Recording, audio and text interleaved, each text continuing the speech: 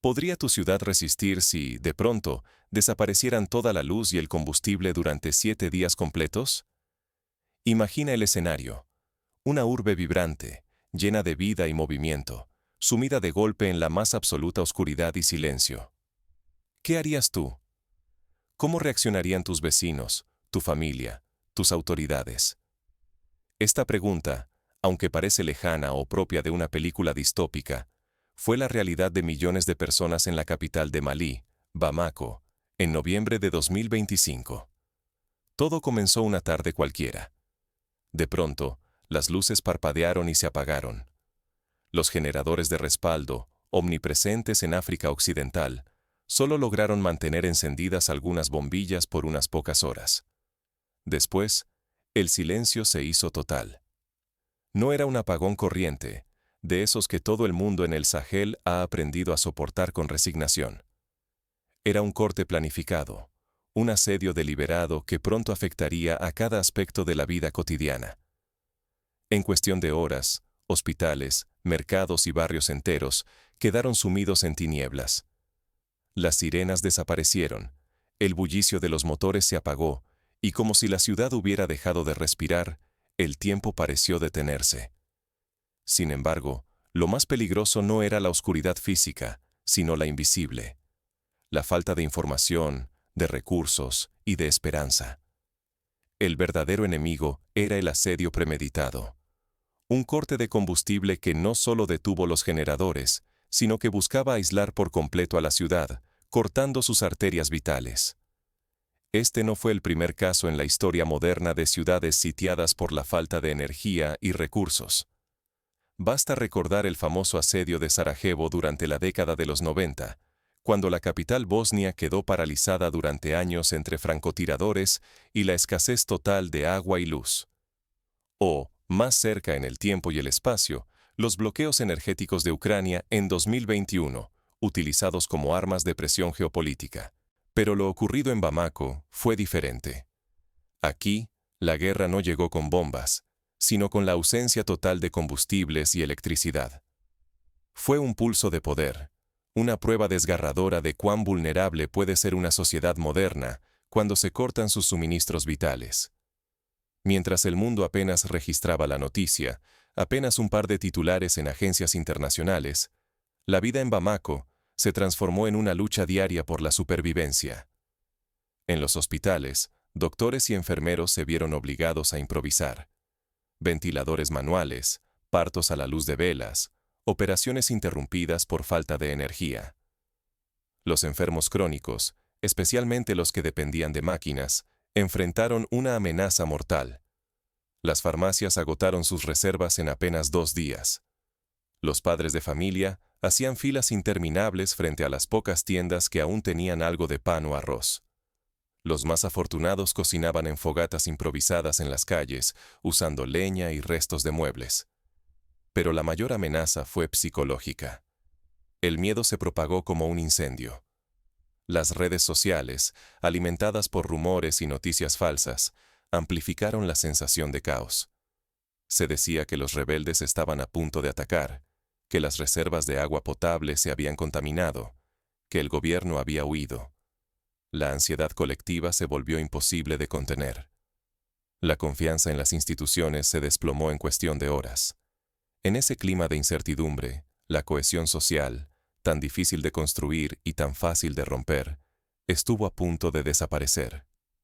Casos como el de Bamako deberían ser advertencias claras para el resto del mundo.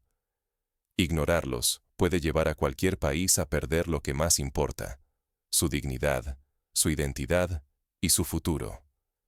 Si la dependencia externa es nuestro talón de Aquiles, ¿qué nos queda cuando todo se apaga? Para comprender cómo un apagón puede cambiar el destino de una nación, hay que explorar el contexto y las fuerzas detrás de este asedio silencioso. Antes de noviembre de 2025, Bamako ya era una ciudad marcada por la inestabilidad. Malí y sus vecinos llevaban décadas atrapados entre golpes de Estado, sanciones internacionales, ciclos de violencia y una inquietante dependencia de rutas y recursos controlados por intereses extranjeros. Esa fragilidad histórica, comparable a la de otras regiones afectadas por la inestabilidad, como Venezuela durante sus apagones masivos de 2019, dejó expuesto al país y preparó el terreno para lo que estaba por venir. En esta ocasión, la amenaza no llegó con tanques ni soldados. Fue un asedio invisible, casi imposible de anticipar para la mayoría de los ciudadanos. El grupo yihadista Jamaat Nasr al-Islam o al-Muslimin, conocido como JNM, transformó el bloqueo de combustible en un arma de guerra psicológica. Sin disparar una sola bala, lograron paralizar la capital. Los camiones cisterna no llegaron nunca. Las estaciones de servicio se vaciaron en horas, y Bamako se hundió rápidamente en la penumbra. El gobierno, debilitado tras años de crisis política y económica, no pudo proteger las rutas vitales. Los precios de alimentos y transporte se dispararon en cuestión de días. Familias enteras luchaban por lo básico: agua, comida, una vela que alumbrara la noche. Los hospitales, sin energía, quedaron en silencio. Los mercados cerraron. La vida diaria se volvió una carrera por la supervivencia. Pero lo más letal no fue la escasez material, sino el miedo. La desinformación corrió como pólvora. Rumores de ataques inminentes, noticias falsas sobre la llegada de tropas extranjeras, pánico en las calles y en las redes. Sin información confiable, la ansiedad se multiplicó y la confianza en las instituciones colapsó. Malí no solo quedó a oscuras, quedó a la deriva, atrapada en una tormenta de incertidumbre colectiva. Esta crisis dejó al descubierto un peligro que muchos ignoran: la fragilidad de los sistemas que sostienen la vida diaria. No ver cuán dependientes somos de infraestructuras externas puede dejar a una nación indefensa ante un ataque silencioso, uno que no destruye edificios, pero sí la moral y la esperanza de su gente. Un ejemplo histórico similar fue el apagón de Nueva York en 1977, que duró solo un día, pero bastó para que la ciudad experimentara una ola de saqueos, violencia y desconfianza generalizada. Si una urbe tan desarrollada puede ser desestabilizada en unas horas, ¿qué puede ocurrir en sociedades con sistemas aún más frágiles? Sin embargo, el mayor desafío apenas comenzaba. Lo que estaba en juego no solo era sobrevivir al apagón físico, sino resistir el colapso mental y social que lo acompañaba. ¿Cómo respondería la población cuando la desesperación se volviera insoportable? La respuesta de Bamako a esa noche interminable marcó el inicio de una transformación inesperada. De la oscuridad surgieron nuevas formas de resistencia y solidaridad. En la penumbra, la fe en las instituciones se desmoronó para muchos, pero otros eligieron reorganizar la resistencia. El corte de energía obligó a miles a repensar cómo sobrevivir cada día. La escasez total de combustible llevó a los ciudadanos a reinventarse. Aprendieron a modificar motores para funcionar con etanol o aceites reciclados, inspirándose en experiencias de Cuba durante el periodo especial en los años 90, cuando la falta de petróleo forzó la creatividad y el ingenio popular. El diésel, ahora convertido en un tesoro común, se custodiaba celosamente y solo se compartía entre quienes realmente lo necesitaban.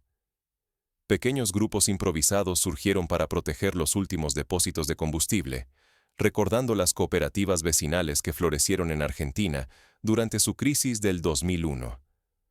La confianza en el gobierno se desvanecía, pero en ese vacío florecieron nuevas redes de apoyo local. Mecánicos, agricultores y enfermeros se aliaron para distribuir recursos, asegurando que clínicas y fuentes de agua siguieran funcionando aunque el Estado estuviera ausente. El miedo inicial, que paralizó a la ciudad en los primeros días, empezó a transformarse en determinación. En vez de rendirse, la gente comenzó a autoorganizarse. Patrullas vecinales vigilaban las calles. Comités de emergencia trazaban rutas seguras y montaban turnos nocturnos de alerta. La batalla más dura no era por el combustible, sino por la resiliencia psicológica. Cada noche sin luz era también una pequeña victoria contra la desesperanza. En las zonas rurales, el abandono era aún más profundo. Los pueblos alejados de Mopti y Gao, completamente aislados, dependían únicamente de sus propios medios.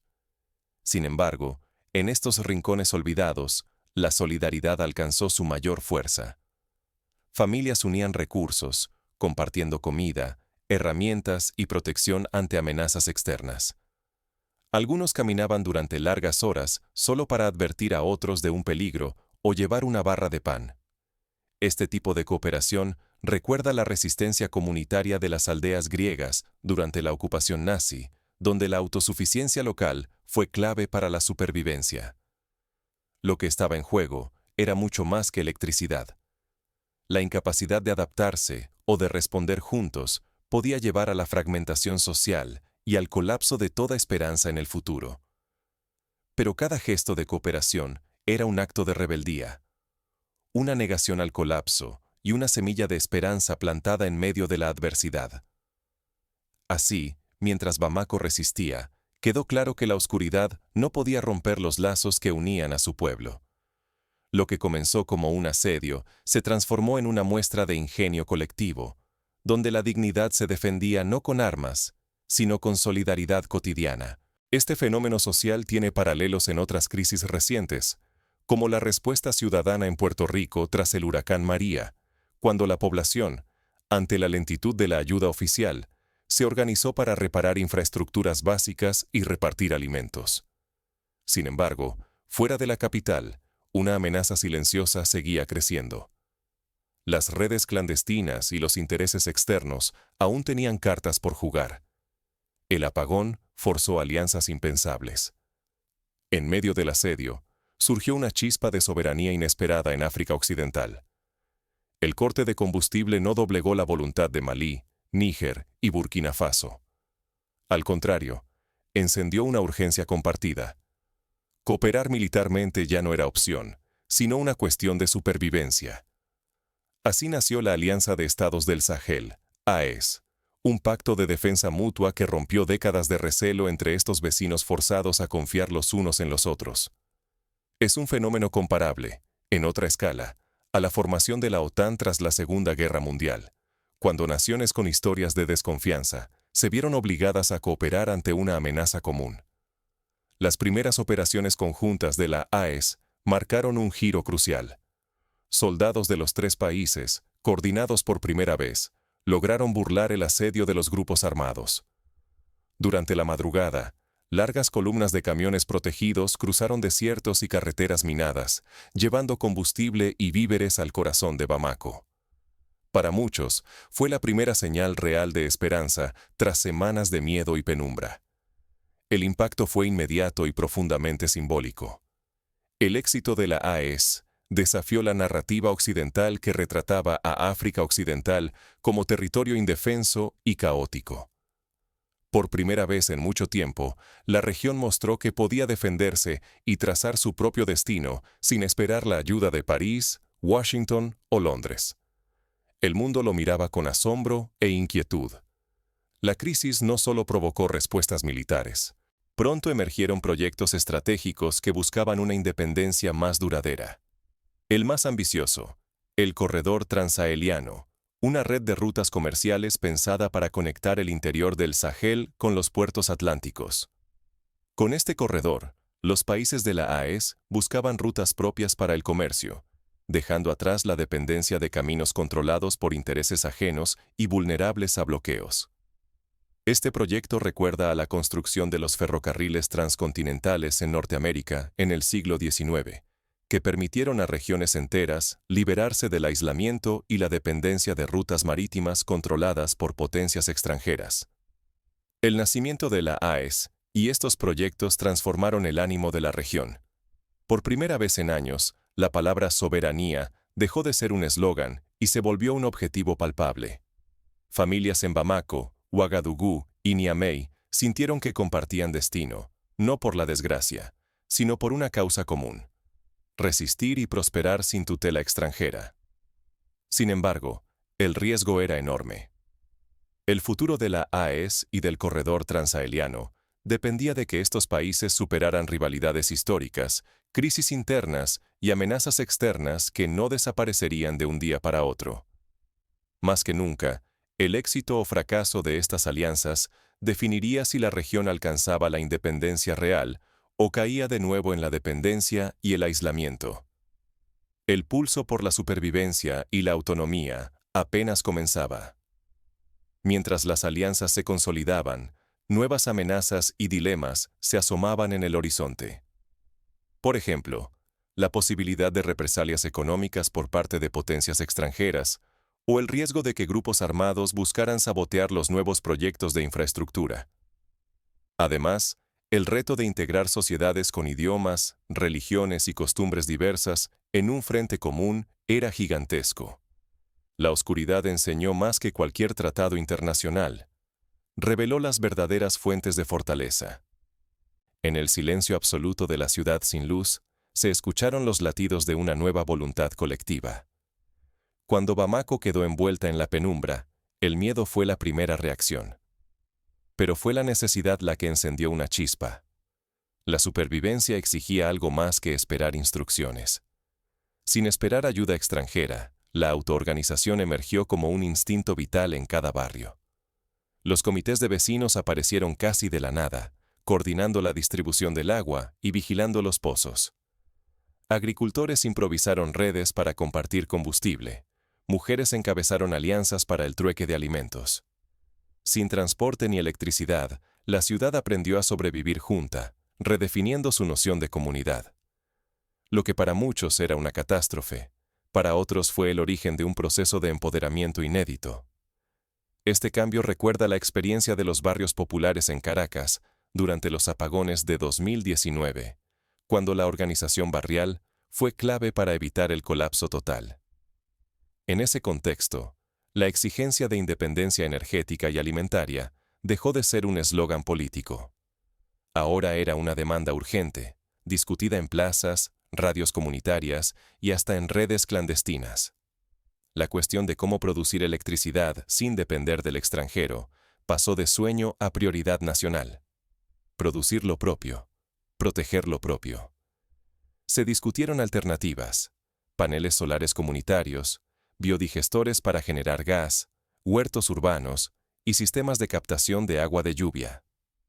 Incluso se revalorizaron conocimientos tradicionales sobre conservación de alimentos y medicina natural. Este cambio de enfoque sacudió el tablero político.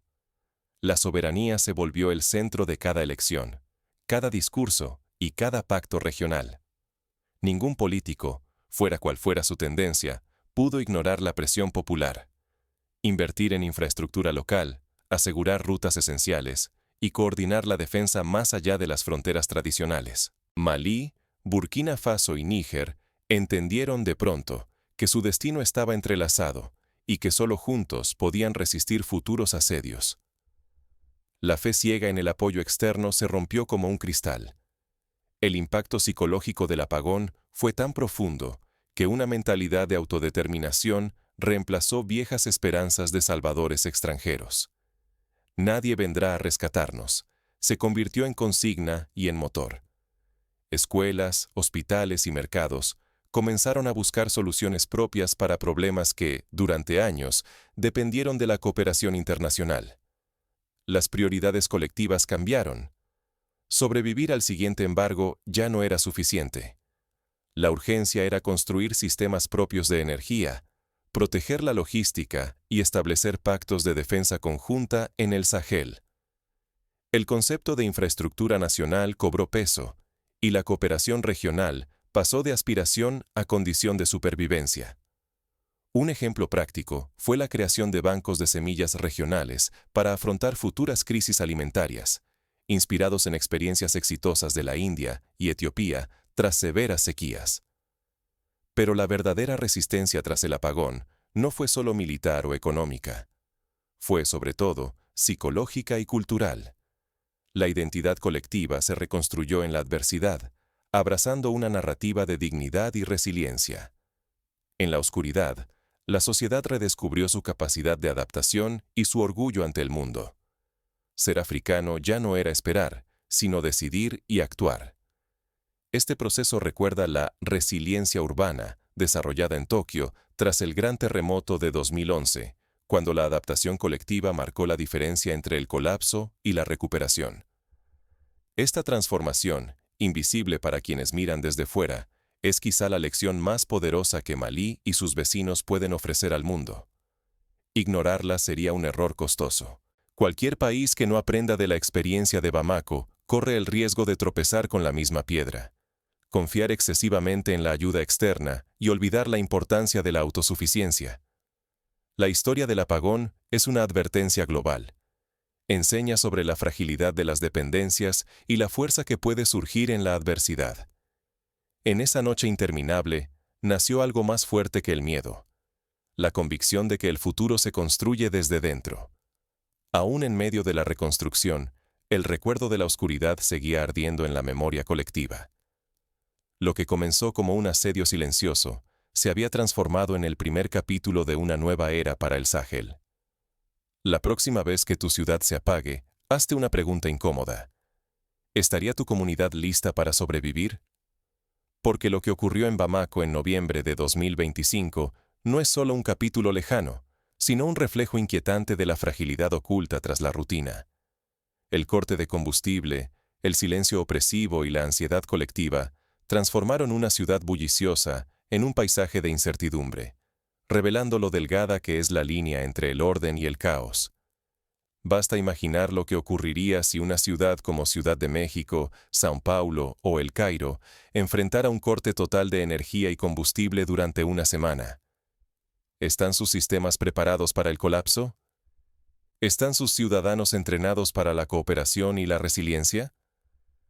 Cuando dependemos de manos invisibles para iluminar nuestras casas, alimentar a nuestras familias o mantener con vida a los más vulnerables, cada crisis externa se convierte en una amenaza existencial. Lo que vivió Malí puso en evidencia una verdad desconcertante. La dependencia pasiva puede arrebatar la libertad, la seguridad y el orgullo de cualquier nación.